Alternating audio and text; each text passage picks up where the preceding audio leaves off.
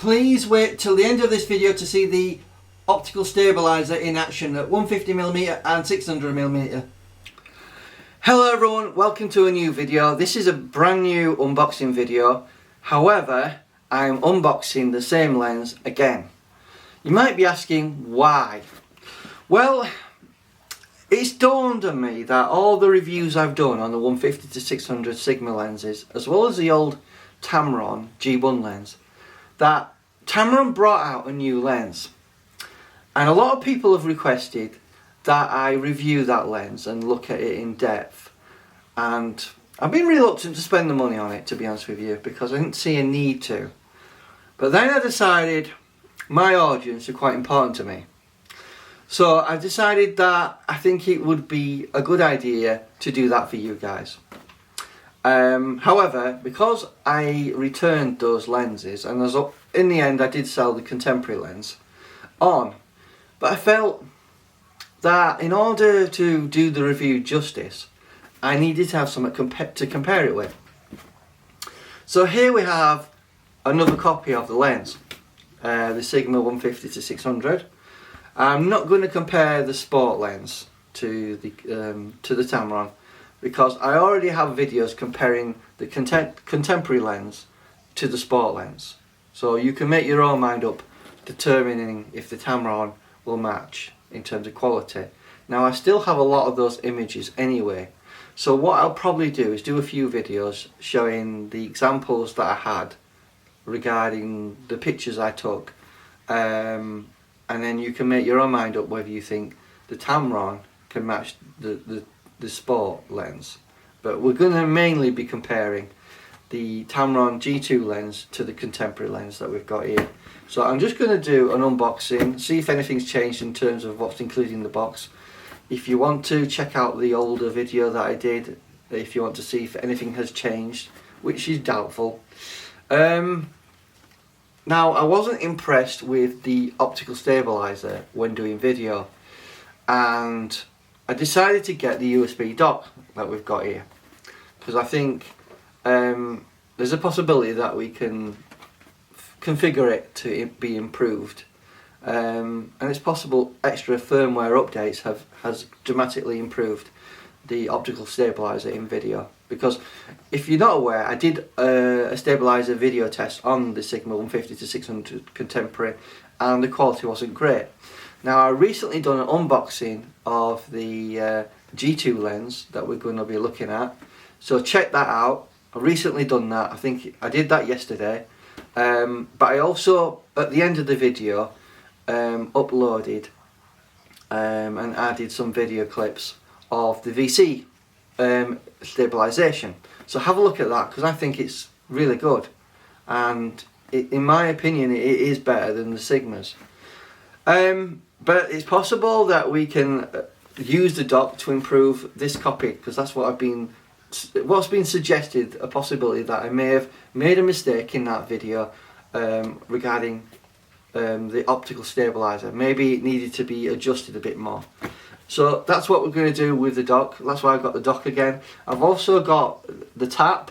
We're going to look at the tap on the G2 lens as well, because I want to see how the quality performs, and to see if focus can be improved by adding firmware updates. Because I must admit to you guys, the G2 lens, in terms of its autofocus on my EOS R, is disappointing. When I use a 90D and the 7D Mark II, autofocus is a lot faster.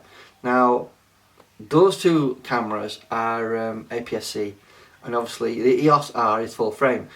You would expect the full frame to autofocus quicker, not slower.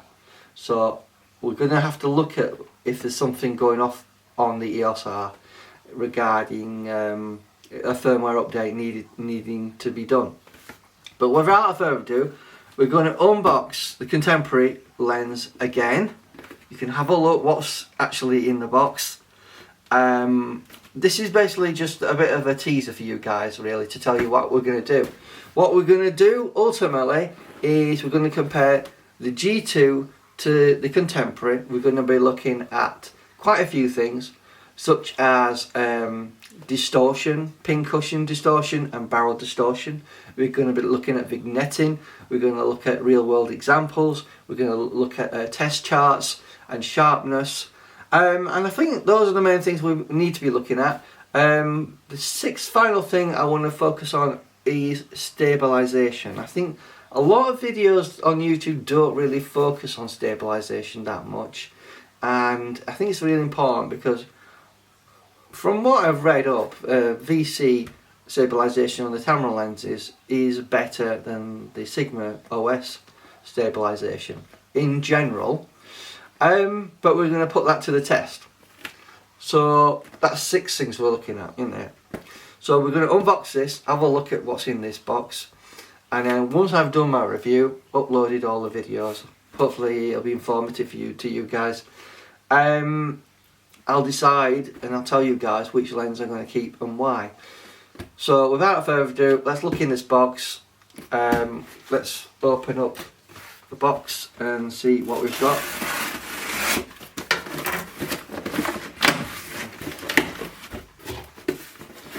So unlike the Tamron lens, which came in 2 boxes, this is just coming in the 1 box.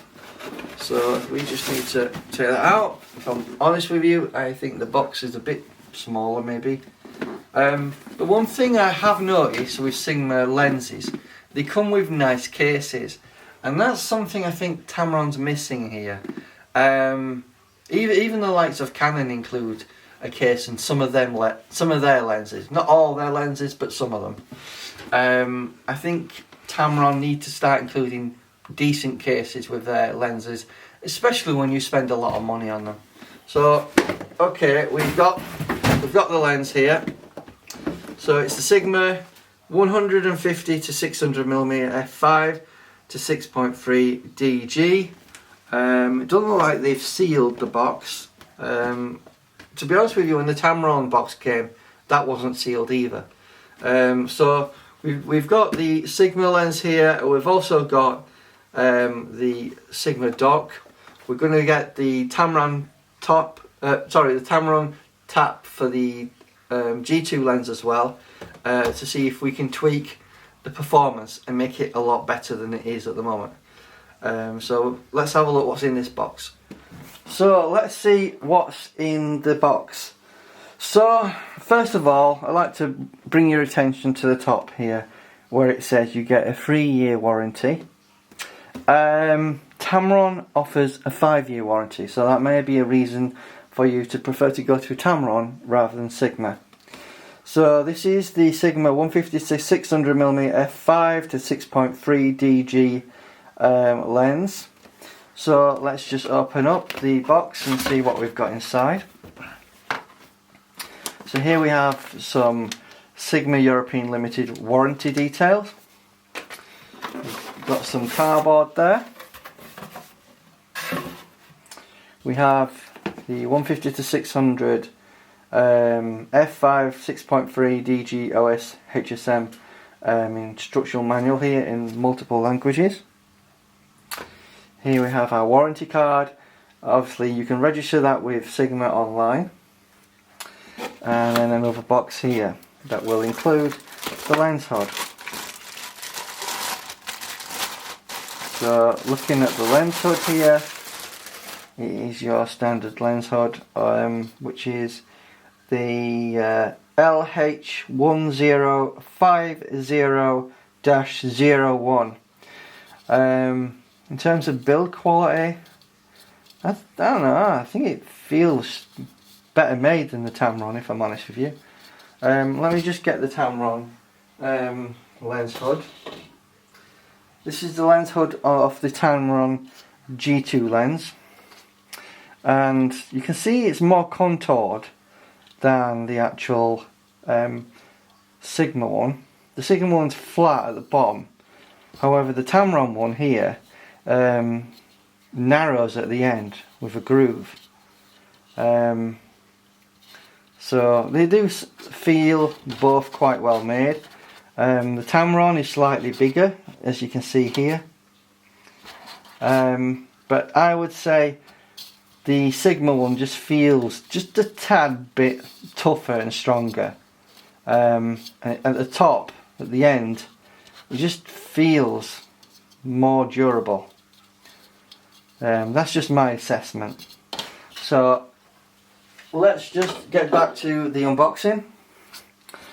So that's the lens hood. The Sigma lens also comes with a cover. This cover is designed to go over the lens if you want to take off the tripod mount, which you can do on both lenses. But this obviously will hide the gap that would be left, and it's made out of rubber.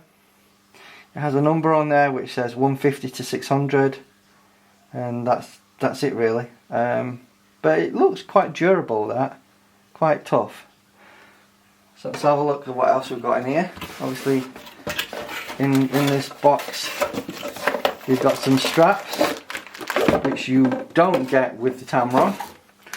So quite a wider strap there, and a more narrower strap there. So it's nice that Sigma include that, and I do feel that Tamron is lacking in the accessories department.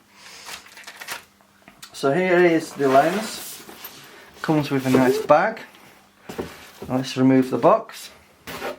I would like to say that both companies' boxes are well made and look nice.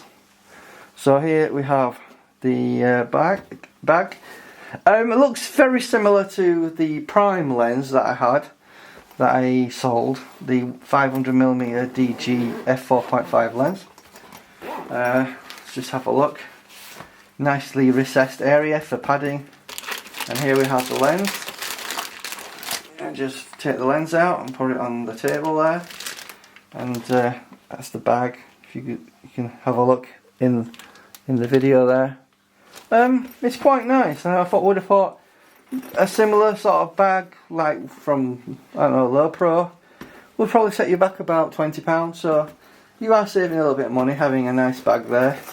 And obviously it's got some places where you can attach the straps to. So it is a nice bag, I think. So here we have the lens in some plastic.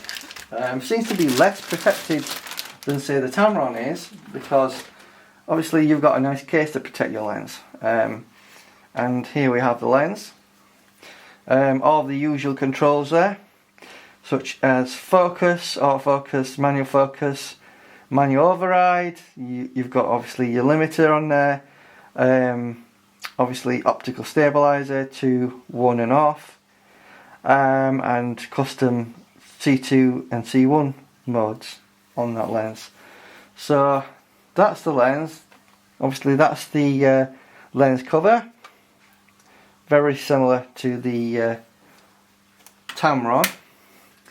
So we can obviously, once we've unlocked it, there is a lock button there if you're wondering, extend the lens. That's how big it extends to. It has a nice tripod mount. I don't think it clicks. No, it doesn't click. But it still feels as well made as the Tamron one does. So that's really the Sigma contemporary lens. If you'd like to see what it looks like with the lens hood on, let's see if it's any easier to put on than say the Tamron one was. Because people have mentioned, it seems quite easy to put on, not as difficult as I found the Tamron one. If we just get our Tamron G2 lens here, let's try and put that back on again. I think it just takes a bit of getting used to. Let's just extend it, see if the lens is any physically bigger. And it does seem to be bigger, the Tamron G2 lens. But I would say that's probably down to the hood being slightly bigger. If we put these side by side, like so, like so. So we're going to be reviewing these two lenses, and we're going to find out which one we want to keep and which one we want to return. They're both nice lenses. They both feel well damped. That feels well damped on the Tamron, and on the Sigma that feels well damped. Both feel reasonably good quality. If I was to give you a rough initial assessment on quality, I don't know, I think I'd air it with the Tamron being slightly better built. But the Sigma is not a bad, built lens either. The only thing I would say is, when I was doing some shooting with the previous one I owned, I lost the lens hood in the sea. So I do think this can come off and you can lose the lens hood if you're not careful. In terms of looking at these lens hoods though, I would say the Tamron looks better. It seems to be a tad bit wider. We can have a look at that actually by taking them off. Let's have a look at these lens hoods. You know, let's have a look at them. Yeah, look, the actual Sigma one will fit inside the Tamron one, which means the Tamron one is bigger. Both seem to have grooves inside. I don't know if you can see that, the circular grooves going in. I think that's to try and help stop stray light and flare getting into the lens. Same is true of the Sigma, but if I was to tell you which I think is the better in terms of build quality, I'd have to air it towards the Tamron. I think it's got a better lens hood. It's just slightly different to the Sigma one, that's all. But there you go. This is just a basic unboxing video, just to show you briefly these two lenses. They look pretty much on par with each other. But they both look very nice and probably will perform quite well. But, you know, like the video if you like it, subscribe to the channel if you like my content, and keep tuned for future videos, because we will be comparing these two lenses side by side for various things such as vignetting, autofocus speed, distortion, optical stabilizer, or VC as Tamron call it, and literally find out which is the better lens. Hope you like my videos. See you in the next episode of which is the better. See you later.